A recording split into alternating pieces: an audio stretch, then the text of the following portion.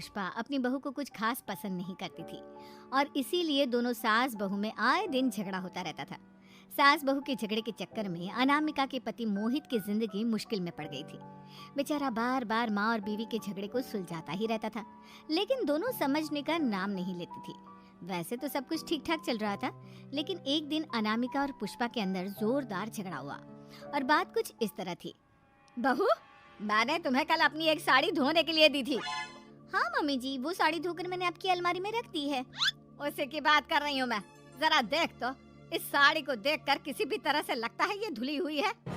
अरे मम्मी जी, मैंने आपकी साड़ी वॉशिंग मशीन में अच्छे से धोकर सुखाकर आपकी अलमारी में तह बनाकर रखी थी। आपके तो नखरे खत्म ही नहीं होते। अरे कैसे बात कर रही है मुझसे? मेरे नखरे? अरे मोहित, जरा ये देख तो, ये साड़ी धुली हुई लग रही है क्या? अरे मम्मी, जब अनामिका कह रही है कि उसने साड़ी धोई थी तो मान लो ना। हर बात पर झगड़ा करना जरूरी है क्या? क्या है ना मोहित, तुम्हारी माँ को तो मेरे हर काम में नुस्ख निकालने की आदत पड़ गई है। जब तक दो चार खरी खोटी सुना नहीं लेती ना, इनका दिन नहीं निकलता। अरे चुप कर, बहू होकर मुझे जवाब देती हो। एक तो गंदे कपड़े उठाकर अलमारी में रख दिए, ऊपर से कैंची की तरह कचर कचर बोली जा रही हो। अरे मम्मी जी, आपको समझ में नहीं आता क्या? मैंने साड़ी धो कर रखी थी, तो फिर इतनी गंदी क्यों लग रही है? अब मुझे क्या पता मम्मी जी, आप इस पर इस तरह तेल और घी की चिकनाई के दाग लगाकर लाएंगी तो ये मेरी जिम्मेदारी थोड़ी ना है। अरे तो हाथ से धोना चाहिए था ना। मैं आपकी बहू हूँ, नौकरानी नहीं जो एक कपड़ा रगड़ रगड़ कर हाथ से धो दूंगी। आपको पहननी है तो पहनिए, नहीं तो रख दीजिए। तुझे तो मैं अच्छी तरह बताऊंगी, मुझे जवाब देती है। एक दिन सुबह के वक्त, अरे अनामिका, मेरी व्हाइट शर्ट कहाँ है? आज ऑफिस में बहुत बड़ा प्रेजेंटेशन है और मुझे वो व्हाइट शर्ट पहन कर जाना है। मुझे पता है, आपने मुझे 2 दिन पहले ही बता दिया था और आपकी शर्ट मैंने धोकर अच्छी तरह आयरन करके अलमारी में लगा दी है। जाइए वहाँ से ले लीजिए। अनामिका, ये तुमने क्या किया? ये देखो, शर्ट पर लिपस्टिक का दाग लगा हुआ है और ये तो एक जगह से जल भी गई है। नहीं नहीं मोहित, ऐसा नहीं हो सकता। मैंने तो तुम्हारी शर्ट ठीक से इस्त्री करके अलमारी में लगाई थी। तो फिर ये जल कैसे गई अपने आप? अलमारी में लटके लटके थोड़ी ना जल जाएगी। पर मोहित, मुझे अच्छी तरह याद है। देखो, अपनी गलती को छुपाने की कोशिश मत करो। और अगर शर्ट जल भी गई थी तो तुम्हें पहले बताना चाहिए था ना, मैं नई शर्ट लेकर आ जाता। अब ऐन वक्त पर शर्ट कहाँ से लेकर आऊं? मेरा इतना इम्पोर्टेंट प्रेजेंटेशन था, सब खराब हो जाएगा। अरे बेटा, क्यों परेशान होता है? ये देख, मैंने तेरे लिए पहले से ही एक नई व्हाइट शर्ट ला कर रखी है। लेकिन मम्मी, आप मेरे लिए व्हाइट शर्ट क्यों लेकर आई? अरे मुझे पता था तेरा प्रेजेंटेशन होने वाला है और अपनी इस बहू पर तो मुझे बिल्कुल भी भरोसा नहीं। क्या पता मेरी साड़ी की तरह तेरी शर्ट भी गंदी करके रख देती। और देख, वही हुआ ना। बेटा, सारी टेंशन छोड़ और ये नई शर्ट पहन कर जा।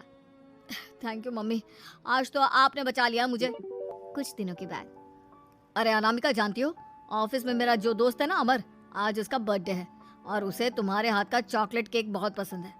थोड़ा सा बनाकर टिफिन में रख दो ना प्लीज। हाँ हाँ, क्यों नहीं, मैं बहुत अच्छा केक बनाकर आपके दोस्त के लिए रख दूंगी।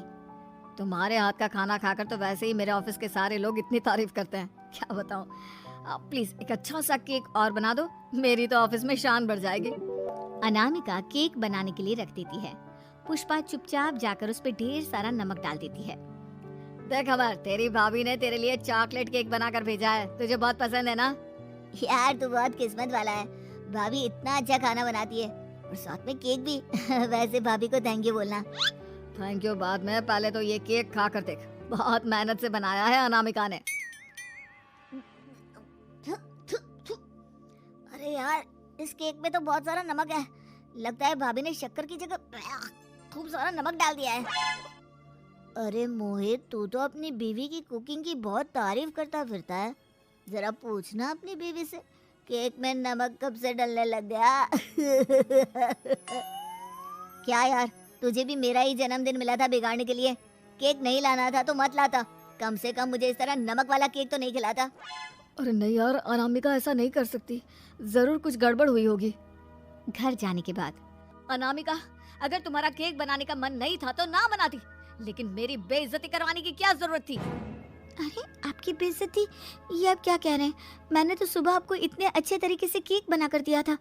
हाँ, लेकिन उसमें इतना सारा नमक डाल दिया था कि आज ऑफिस में मेरा अच्छा खासा मजाक बना है।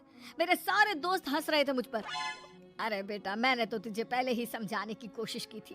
एक नंबर की गैर जिम्मेदार है ये लड़की, कोई काम ठीक से नहीं करती। उस दिन भी गंदी साड़ी रखती थी मेरी अलमारी में और झूठ बोल रही थी।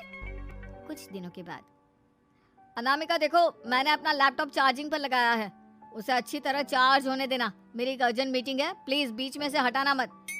हाँ हाँ ठीक है, मैं नहीं हटाऊंगी। पुष्पा चुपचाप से जाकर चार्जिंग का बटन बंद कर देती है। थोड़ी देर बाद, अरे ये लैपटॉप चार्ज क्यों नहीं हुआ? और ये बटन किसने ऑफ कर दिया?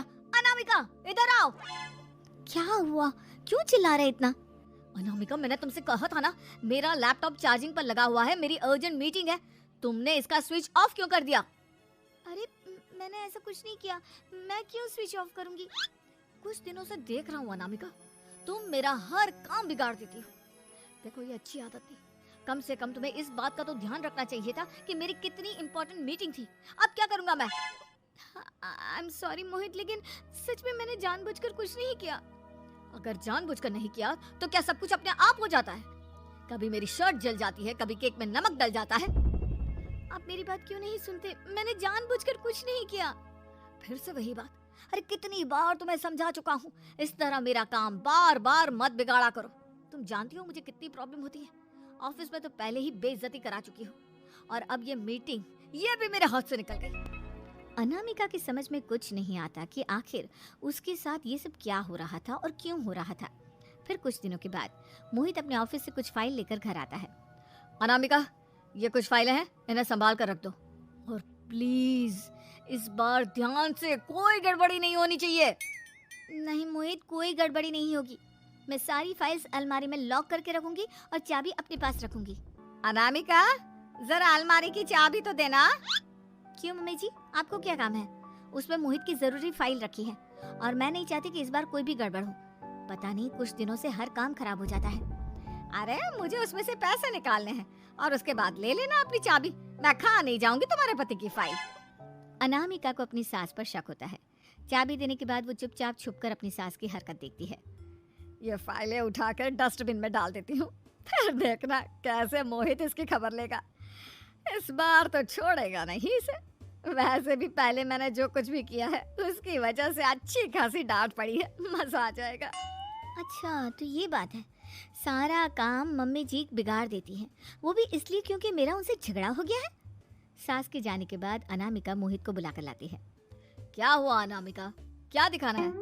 ये देखिए, आपकी फाइल डस्टबिन में पड़ी हुई है। इसीलिए तो कहा था संभाल कर रखना, और तुमने उठाकर ये फाइल डस्टबिन में डाल दी। मैंने नहीं, तुम्हारी मम्मी ने डाली है, मुझसे बदला लेने के लिए, ताकि तुम मुझे डांटो। और अगर मैंने डाली होती तो मैं तुम्हें दिखाने के लिए बुलाकर तो नहीं लाती ना। सही कह रही हो, मैं अभी मम्मी से जाकर बात करता हूँ। थोड़ी देर बाद, मम्मी सच सच बताइए, मेरी फाइल अलमारी में से निकाल कर डस्टबिन में आपने डाली थी ना?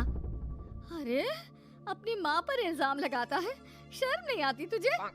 मैं इल्जाम नहीं लगा रहा हूँ मम्मी, जो सच है वही पूछ रहा हूँ। आप जल्दी से बताइए आपने ऐसा क्यों किया? अरे तो क्या करती, तेरी बीवी मुझसे झगड़ा करती है, उल्टे सीधे जवाब देती है, मुझे उससे बदला लेना था। अरे मम्मी, लेकिन आप दोनों के झगड़े के चक्कर में मेरा कितना नुकसान हुआ है, ये कभी सोचा आपने? मम्मी जी, अगर आपका बदला पूरा हो गया हो तो आइंदा ऐसी कोई हरकत मत करना, क्योंकि अब आपकी सच्चाई हमारे सामने आ चुकी है। यह तो वक्त ही बताएगा मैं क्या करूंगी और क्या